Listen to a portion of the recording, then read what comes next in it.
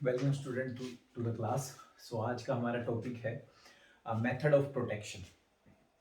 So broadly we classify the protection in two categories na. There could be a tariff barriers and non tariff barrier of a protection.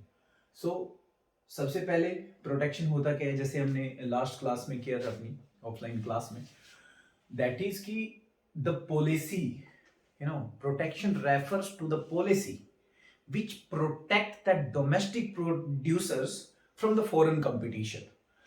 ऐसी policy जो हमारे निर्माण करने वाले जो उद्योग हैं यहाँ पर हमारे देश के अंदर, उनको फॉरेन कंपटीशन से बचाता है, ऐसी पॉलिसीज को हम क्या कहते हैं, प्रोटेक्शन बोलते हैं। और दो तरह के प्रोटेक्शन है मेनली, जिसको हम ब्रॉडली क्लासीफाई कर सकते हैं, in tariff barriers and non tariff barriers. आज की क्लास में हम इन दोनों के बारे में पढ़ेंगे। सो पहला है हमारे पास tariff barriers. What are the tariff barriers? Okay, tariff barriers. So tariff barriers का मतलब है कि duty that is levied on the commodities crossing the national boundaries. Okay, so ऐसी ड्यूटी जो कि उन वस्तुओं पर लगती है जब वो वस्तुएं जो है ना देश की जो नेशनल बाउंड्री है उसको क्रॉस करेगी। सो अगर इसको ब्रॉडली हम क्लासिफाई करें, दो तरह की ड्यूटीज में हम क्लासिफाई कर सकते हैं ड्यूटीज को। पहली है हमारी इंपोर्ट ड्यूटी और दूसरी है हमारी एक्सपोर्ट ड्यूटी। पहली इंपोर्ट ड्यूटी है एक्सपोर्ट ड्यूटी। अब इंपोर्ट ड्यूटी क्या होता है? इंपोर्ट ड्यूटी का मतलब है ऐसी ड्यूटी जो कि हम आयात की हुई वस्तुओं पर लगाते हैं। ऐसी ड्यूटी जो कि हम इंपोर्टेड कमोडिटीज पर लगाते हैं उसको हम इंपोर्ट ड्यूटी बोलते हैं। एक्सपोर्ट ड्यूटी होती है जो ड्यूटी हम निर्यात की हुई वस्तुओं पर लगाएंगे, उसको क्या बोलेंगे? एक्सपोर्ट ड्यूटी के अंदर उसको हम क्लासिफाई करेंगे। Okay, so these are basically two type of duties which we levies in the category of tariff barrier. So tariff barrier में जो मेन इंपॉर्टेंस है ना, that is of only of import duty. इसका weightage ज्यादा है as compare to export duty का। So हम ज्यादा इसके बारे में पढ़ते हैं जब हम टैरिफ बैरियर्स के बारे में फर्दर अपनी क्वेश्चनिंग लाइन ऑफ क्वेश्चनिंग को आगे लेके जाते हैं। ओके, सो अब हम इसे एक्सप्लेन करेंगे with the help of diagram कि जब हम इंपोर्ट ड्यूटी लगाते हैं, so what type of gains और losses we have on to the consumers और डोमेस्टिक प्रोड्यूसर्स और ऑन द गवर्नमेंट और on the foreign producers. So basically चार कैटेगरी है हमारी, ब्रॉडर कैटेगरी, जिनको कुछ गेन होगा या लॉस होगा। एक तो डोमेस्टिक कंज्यूमर्स हैं, फॉरेन प्रोड्यूसर्स हैं, डोमेस्टिक प्रोड्यूसर्स हैं, and fourth one is government है। Okay, so with the help of diagram जो है इसको हम फर्दर एनालाइज करने की कोशिश करते हैं।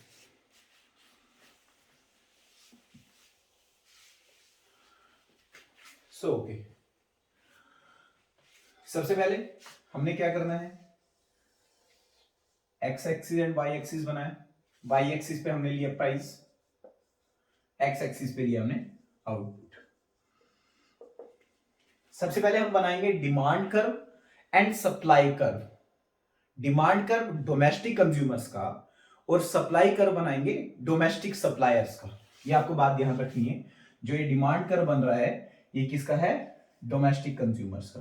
तो डीसी से इसको मैंने रिप्रेजेंट किया है। और जो सप्लाई कर्व है ये है किसका?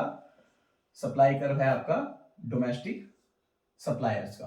तो एसडी से इसको मैं रिप्रेजेंट करूं, डोमेस्टिक सप्लाई कर्व है ये। ओके, सो ये सप्लाई कर्व है, ये हमारा क्या?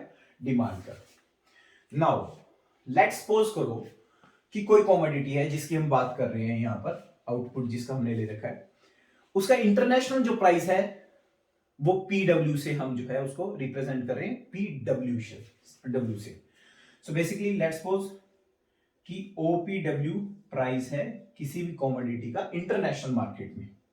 ओके, सो इस प्राइस पे हमारे जो डोमेस्टिक कंज्यूमर्स हैं they would be demanding O Q3 of quantity. ठीक है, कोई प्राइस चल रहा है किसी भी कमोडिटी का ओपीडब्ल्यू प्राइस है, तो उस प्राइस पे हमारे डोमेस्टिक जो कंज्यूमर्स हैं उनकी डिमांड कितनी होगी? OQ3 डिमांड होगी। अब इतनी डिमांड को फुलफिल करने के लिए आपके जो डोमेस्टिक सप्लायर्स हैं ना, वो कितनी डिमांड आपकी फुलफिल कर सकते हैं डोमेस्टिक कंज्यूमर्स की? सिर्फ लेट्स सपोज करो OQ1। ठीक है, मतलब जो प्राइस था इस प्राइस पे डोमेस्टिक सप्लायर सिर्फ OQ1 डिमांड जो है पूरी कर सकते हैं डोमेस्टिक कंज्यूमर्स की, और बाकी जो Q1 Q3 आपकी जो डिमांड है डोमेस्टिक कंज्यूमर्स की, वो कौन पूरा करेगा? फिर फॉरेन जो सप्लायर्स हैं, बेसिकली फॉरेन प्रोड्यूसर्स हैं, वो उसको पूरा करेंगे। ओके, सो टोटल डिमांड हमारी क्या है OPW प्राइस पे OQ3, डोमेस्टिक सप्लायर कितनी फुलफिल कर रहे हैं उस डिमांड को? OQ1, और फॉरेन सप्लायर कितनी फुलफिल करेंगे बाकी की बची हुई Q1 Q3। Getting the point ना? Okay, so now government to protect the domestic suppliers impose a tariff on this particular commodity। कोई जो है गवर्नमेंट, हमारे देश की गवर्नमेंट, हम लेट्स सपोज करके लेके चलते हैं, वो कोई per unit of that commodity एक टी टैक्स इंपोज कर देती है। सो हम मान के चलते हैं कि जो टैक्स है, जो टैक्स रेट है, that is T is the tax rate, per unit tax rate. Okay, मतलब एक यूनिट पे आपको इतना जो है चार्ज देना पड़ेगा। सो हम ये मान के चलते हैं कि ये इंपोर्ट ड्यूटी गवर्नमेंट इंपोज कर देती है। जब गवर्नमेंट ये ड्यूटी इंपोज करती है बेसिकली, सो हमारे प्राइस राइज होंगे। अब हमारे क्या होंगे? प्राइस राइज होंगे पर यूनिट उस कमोडिटी के। सो प्राइस राइज होकर हम मान के चलते हैं कितने हो जाते हैं? PD हो जाते हैं। अब डोमेस्टिकली जो प्राइस आपको अवेलेबल है वो OPD प्राइस अवेलेबल है। जैसे प्राइस बढ़ा, जैसे ही प्राइस बढ़ा, आपकी क्या होगी? डिमांड कम हो जाएगी। पहले आप डिमांड कर रहे थे OQ3 क्वांटिटी की, अब आप डिमांड कर रहे हो OQ2 क्वांटिटी की। हायर प्राइस पे आप डिमांड कम कर दोगे ना, तो आपकी डिमांड, डोमेस्टिक कंज्यूमर्स की डिमांड डिक्रीज हो गई बाय Q2 Q3। ठीक है ना? ये रिडक्शन इन डिमांड है due to increase in price. Getting the point? अब देखो किसको फायदा हुआ और किसको नुकसान हुआ। अब जब ये पर्टिकुलर डिमांड आपकी राइज हुई इस प्राइस पे, तो जो डोमेस्टिक सप्लायर्स हैं वो कितनी सप्लाई अवेलेबल कराएंगे, कितनी आपकी डिमांड फुलफिल कर सकते हैं? Up to this point. मतलब इसको OQ0 हम ले लेते हैं सपोज करो। ठीक है, तो अब OPD प्राइस पे डोमेस्टिक सप्लायर कितनी आपको सब कमोडिटी प्रोवाइड कर सकते हैं? OQ0 प्रोवाइड कर सकते हैं। और डोमेस्टिक जो कंज्यूमर है वो कितनी डिमांड कर रहे हैं? Q0 Q2 डिमांड कर रहे हैं। इसका मतलब फॉरेन सप्लायर कितना प्राइस, आप कितनी डिमांड आपकी फुलफिल कर पाएंगे? Only Q0 Q2। Getting the point? Q0 Q2 पहले वो कितनी कर रहे थे आपको सप्लाई कितनी कर रहे थे domestically? Q1 Q3।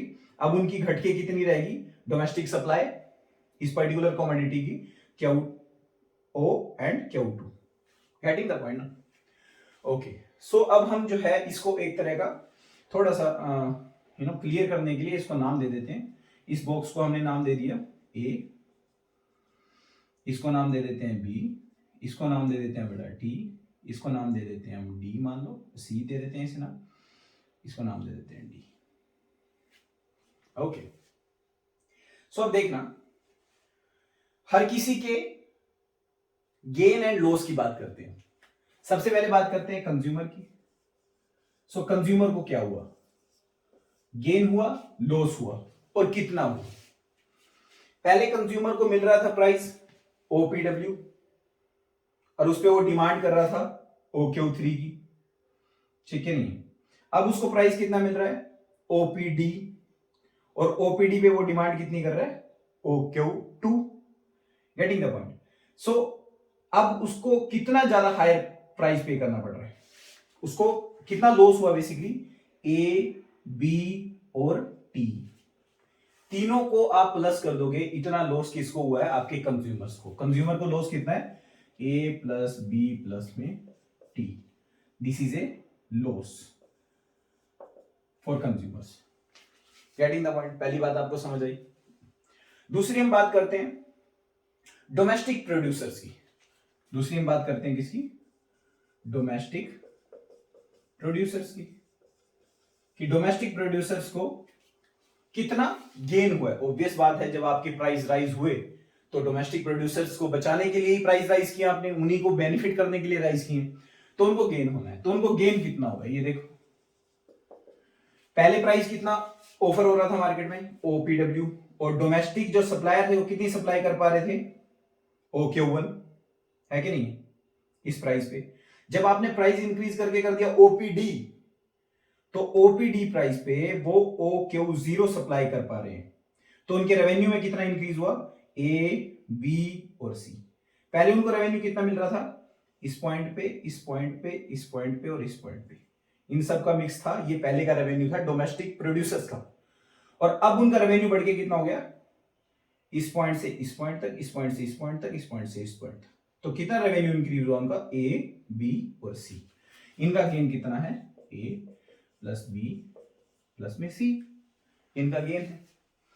Third thing, अगर हम गवर्नमेंट की बात करते हैं, सो नाउ गवर्नमेंट को ऑब्वियस बात है गेन हुआ है। Gain in the form of tax collection. कितना टैक्स कलेक्ट हुआ उनको? देखो कैसे पता चलेगा हमें। अब this is a tax, T is a tax here, इतना इसके बीच में जो ये राइज हुआ है। ओके, सो फॉरेन प्रोड्यूसर्स, अब माल तो ओपीडब्ल्यू प्राइस ही उनको मिल रहा है, हालांकि डोमेस्टिकली ओपीडी प्राइस है, बट इतना जो है वो टैक्स की फॉर्म में वो दे रहे हैं, है कि नहीं है? तो गवर्नमेंट का टैक्स कलेक्शन कितना होता है? टी जो ये रेक्टेंगल बना हुआ है इसके इक्विवेलेंट का गवर्नमेंट का टैक्स कलेक्शन है। कैसे? अब इस प्राइस पे, ओपीडी प्राइस पे, दोबारा देखना, ओपीडी प्राइस पे डोमेस्टिक कंज्यूमर डिमांड कर रहे हैं OQ2 क्वांटिटी। इसमें से OQ0 तो डोमेस्टिक प्रोड्यूसर ही फुलफिल कर पा रहे हैं उस डिमांड को, और Q2 डिमांड को फुलफिल, Q2 डिमांड को फुलफिल कौन कर रहा है? फॉरेन के प्रोड्यूसर है वो कर रहे हैं। ओके, अब ये सप्लाई कर रहे हैं फॉरेन के प्रोड्यूसर्स, इसमें से इतना प्राइस जो है उसका चार्ज कर पाएंगे वो, यहां से यहां तक प्राइस जो है वो चार्ज कर पाएंगे इक्विवेलेंट टू ओपीडी, जिसमें से कितना टैक्स देना पड़ेगा उनको? गवर्नमेंट, यहां से लेकर यहां तक जो है गवर्नमेंट को टैक्स देना पड़ेगा, और ये प्राइस उनको मिलेगा उस सामान के बदले। Getting the point? So tax revenue कितना होगा पर यूनिट? इतना, और total tax revenue T into में दिस। तो गेन कितना हुआ है? In the form of this. और इसको अगर हम कैलकुलेट कर दें, अगर टी टैक्स रेट है तो टोटल गेन कितना है? टी पर यूनिट इंटू में कितनी क्वांटिटी आपके पास आई? क्यू ओ इंटू में Q2. So this is the amount of government tax that has been collected by the government in the form of import duty from the foreign suppliers. Okay. So ये आपके एक simplified diagram है। अब foreign producer की बात करते हैं, तो फॉरेन प्रोड्यूसर को ऑब्वियस बात है घाटा हुआ है। क्या घाटा हुआ है ये देखते हैं। पहले फॉरेन प्रोड्यूसर जो है वो ओपीडब्ल्यू प्राइस पे कितनी क्वांटिटी सप्लाई कर रहा था? Q3 क्वांटिटी सप्लाई कर रहा था। अभी वो कितनी क्वांटिटी सप्लाई कर रहा है? सिर्फ और सिर्फ Q2 क्वांटिटी सप्लाई कर रहा है। अगर हम इसको भी कोई नाम दे देते हैं, मान लो F नाम दे देते हैं इस पर्टिकुलर एरिया को, so this is what F area and C area is the loss that has been beared by foreign suppliers. Getting the point? So loss जो है फॉरेन सप्लायर्स की अगर हम बात करते हैं तो उनको कितना लॉस झेलना पड़ा है फॉरेन सप्लायर्स को? लॉस वो है equivalent to C area and F area, क्योंकि पहले ये सारा का सारा उनका रेवेन्यू था, अब उनका रेवेन्यू घट के कितना हो गया? सिर्फ और सिर्फ ये डी एरिया रह गया। ओके, सो सी एरिया और एफ एरिया जो है उसका लॉस ऑफ रेवेन्यू है। सो सी प्लस में F is the foreign supplier loss of revenue. Getting the point ना। सो दो जनों को फायदा होता है यहां पर, जैसे आपने इंपोर्ट ड्यूटी लगाई डोमेस्टिक प्रोड्यूसर्स को और गवर्नमेंट को, और दो ही एंटिटीज को यहां पर नुकसान हो रहा है, एक डोमेस्टिक कंज्यूमर्स को, एक फॉरेन सप्लायर्स को। So okay, so this is the case of tariff barrier, जिसमें हमने इंपोर्ट ड्यूटी की बात की। अब हम बात करेंगे नॉन टैरिफ बैरियर की, कि what are the non tariff barriers. So non tariff barriers का मतलब क्या होता है? ऐसे बैरियर्स जो कि प्राइस फॉर्म में नहीं होते किसी भी सेंस में। ओके, ऐसे बैरियर्स जो कि प्राइस की फॉर्म में नहीं होते हैं, उनकी फॉर्म विदाउट प्राइसेस होती हैं, ऐसे बैरियर्स को हम क्या बोलते हैं? नॉन टैरिफ बैरियर बोलते हैं। अब नॉन टैरिफ बैरियर में, नॉन टैरिफ बैरियर की बात करेंगे अब हम। सबसे पहला पॉइंट है हमारे पास रिस्ट्रिक्शन ऑन इंपोर्ट्स। सबसे पहला बैरियर है हमारे पास रिस्ट्रिक्शन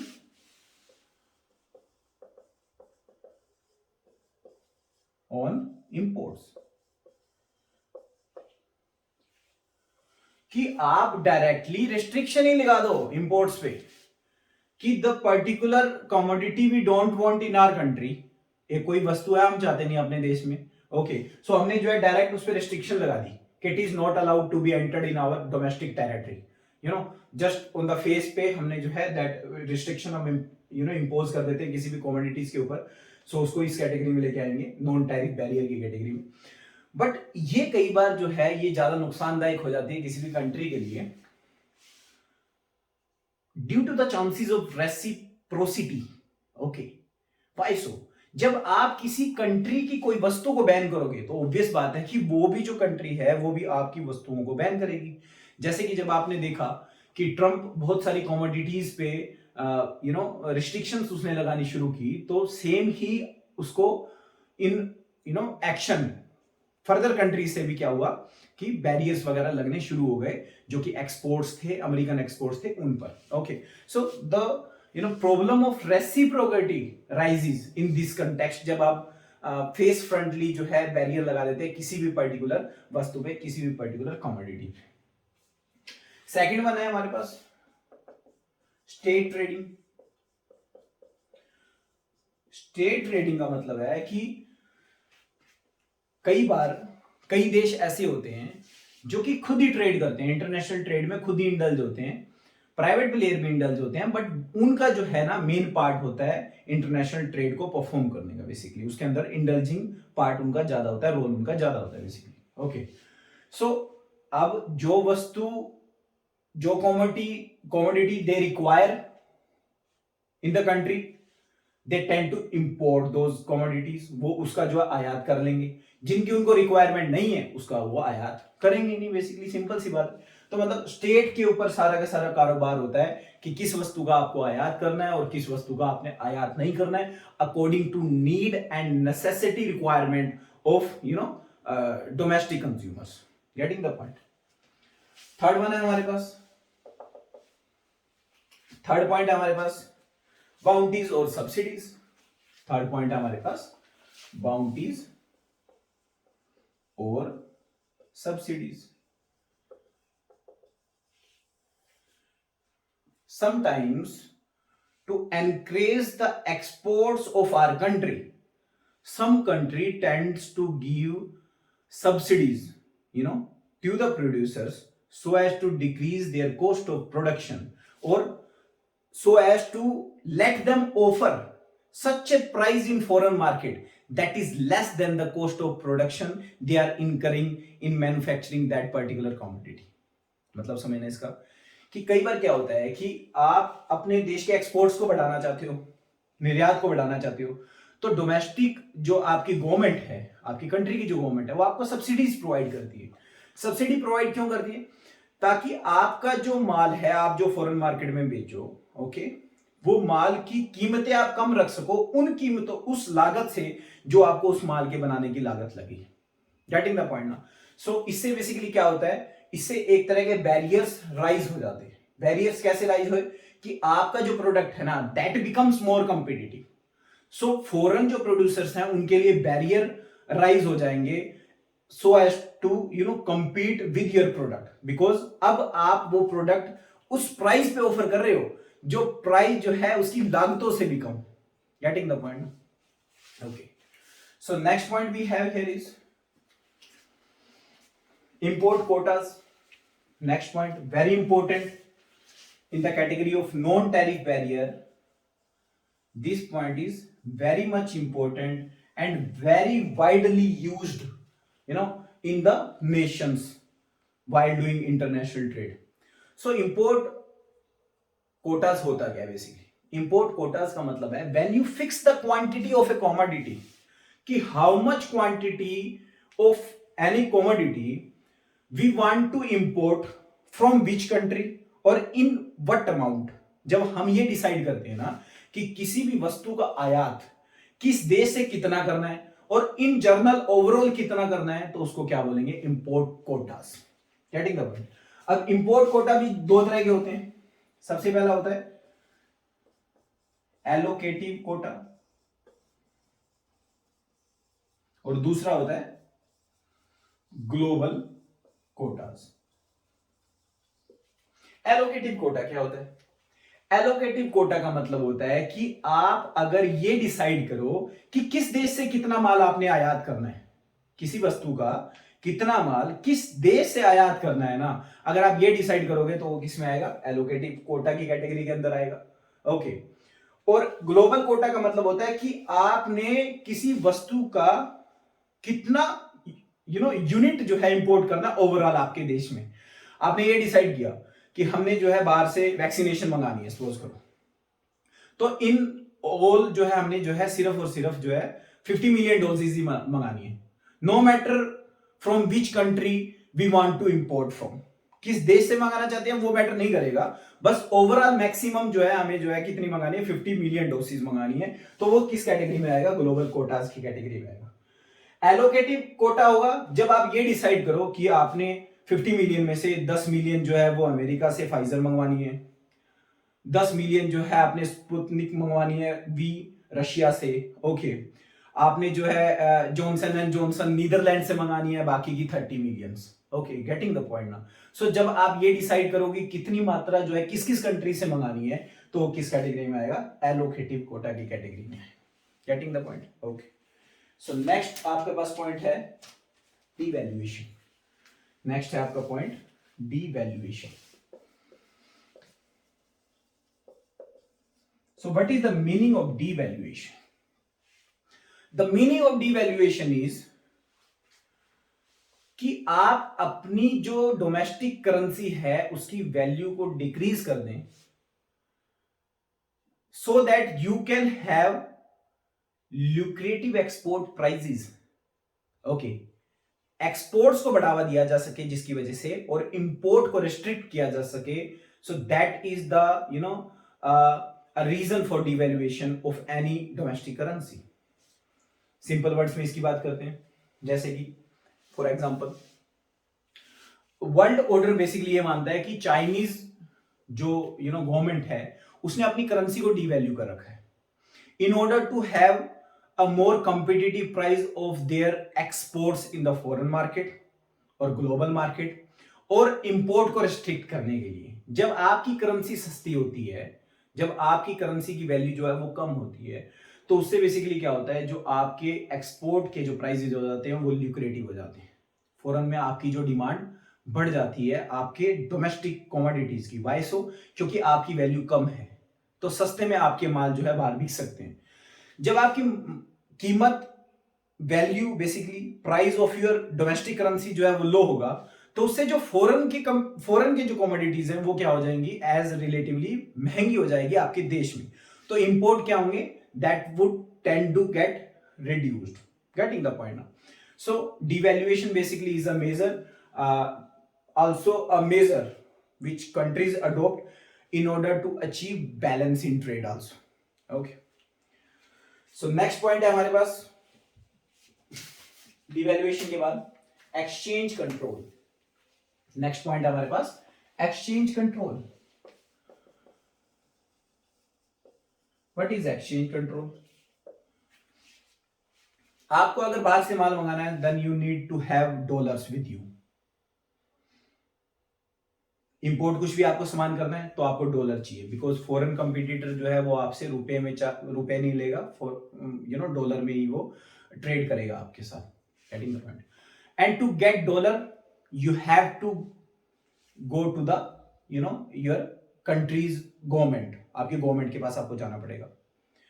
अब आप गवर्नमेंट के पास जाओगे, रुपए दोगे, और गवर्नमेंट उसके बदले में आपको क्या करेगी? डॉलर प्रोवाइड करेगी। अब इस केस में बेसिकली क्या होता है कि अगर गवर्नमेंट चाहती है कि a particular type of commodity should not be imported in our country, कि एक वस्तु हमारे देश में इंपोर्ट नहीं होनी चाहिए, तो वो आपके रुपए को डॉलर में एक्सचेंज ही नहीं करेगी, so as to reduce the import of that particular commodity which government desires, है कि नहीं? सो एक्सचेंज को कंट्रोल करके भी हम क्या कर सकते हैं? कुछ ऐसे बैरियर्स एस्टेब्लिश कर सकते हैं जिससे हम इंपोर्ट को बेसिकली रिस्ट्रिक्ट कर पाएंगे, ताकि in order to have competitive advantage and prosperity for our domestic producers. Okay, next point है हमारे पास लीगल प्रोहिबिशन। नेक्स्ट है लीगल प्रोहिबिशन।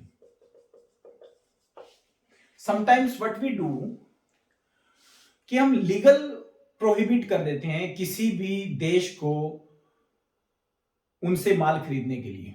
आज के दिन this practice is very much of scarce, ज्यादा इसका इस्तेमाल नहीं होता।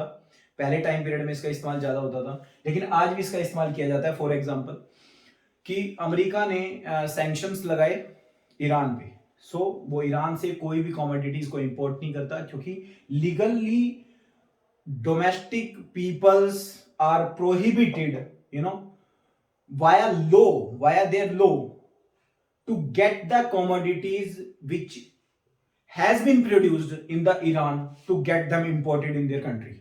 ऐसा सामान जो कि ईरान में बना है, अमेरिकन बेसिकली गवर्नमेंट ने क्या किया है, उसको लीगली प्रोहिबिट कर दिया है कि उस सामान को आप जो है वो मंगवा नहीं सकते हो, उसका यूज करने के लिए basically. Okay, so legally prohibition could also be a non-tariff barrier। Next आपके पास है discriminating freight rates। discriminating freight rates, जो भाड़ा है ट्रांसपोर्टेशन का, बेसिकली ट्रांसपोर्टेशन मेनली जो है वो स्टेट के द्वारा कंट्रोल की जाती है, इंपोर्ट एंड एक्सपोर्ट की। ठीक है, जितने भी मतलब फ्लाइट्स वगैरह होती है, बड़ी बड़ी शिप्स हैं, हो सकता है कि वो स्टेट्स के पास हो किसी, है ना, कोई, उसके बाद जब डॉक पे सामान उतरता है वो सामान को फैक्ट्रियों तक लगाया जाता है, वो बीच की जो ट्रांसपोर्टेशन जो चेन है वो गवर्नमेंट के द्वारा रन की जाए। तो समटाइम व्हाट हैपेंस कि जो एक्सपोर्ट्स की कमोडिटीज होती है, गवर्नमेंट उस पर फ्राइट रेट जो है वो कम चार्ज करती है as compare to the imported commodities. जो आप आयात करके माल मंगाओगे बाहर से, उस पर सरकार ज्यादा फ्राइट चार्ज करती है एज कंपेयर टू जो आप निर्यात कर रहे हो माल, उस माल का। ओके, सो इससे कंपेरेटिवली एडवांटेज किसको मिलेगा? एक्सपोर्टेड कमोडिटीज को मिलेगा, और इंपोर्ट को क्या होगा? एक तरह से डिसएडवांटेज क्रिएट होता है वहां पर relatively. Next one is licence system. Next one is licence system. If we want to import any commodity or export any commodity from our country to another country, or you want to import from some country to our country, then we have to have a license with us। हमें हर commodity के लिए एक अलग से distinguished licence provide किया जाता है by our government. Okay, so with उस लाइसेंस की ही वजह से जो है हम एक पर्टिकुलर कमोडिटी को बाहर से मंगवा सकते हैं, इंपोर्ट कर सकते हैं। तो government controls the license system, so it means कि government also controls the import of that commodities. उसका आयात भी गवर्नमेंट कंट्रोल कर रही होगी। अब गवर्नमेंट जिस कमोडिटी को चाहेगी नहीं कि ये कमोडिटी जो है हमारे डोमेस्टिक टेरिटरी में एंटर हो, इसका आयात करें हमारे लोग, तो उसके अगेंस्ट वो लाइसेंस ही जारी नहीं करती। ओके, या कम लाइसेंस जारी करती है ताकि कम वो माल जो है उसका आयात हो सके। So this could also be a non-tariff barrier, which is also a type of protection। Okay, and last but not least is bilateral agreement। bilateral agreement. So what is bilateral agreements? की जब दो देश आपस में संधि करते हैं कि हम आपस के जो बैरियर्स हैं, टैरिफ हो या नॉन टैरिफ बैरियर्स हो, उसको रिड्यूस करेंगे in order to boost the trade between those countries, ताकि आप जो है व्यापार को बढ़ा सको, संबंध और ज्यादा स्ट्रॉन्ग कर सको, कोऑपरेशन और ज्यादा बिटवीन द कंट्रीज आप बढ़ा सको। तो उस केस में क्या होता है, वो एक तरह का नॉन टैरिफ बैरियर्स होता है टू द अदर कंट्रीज।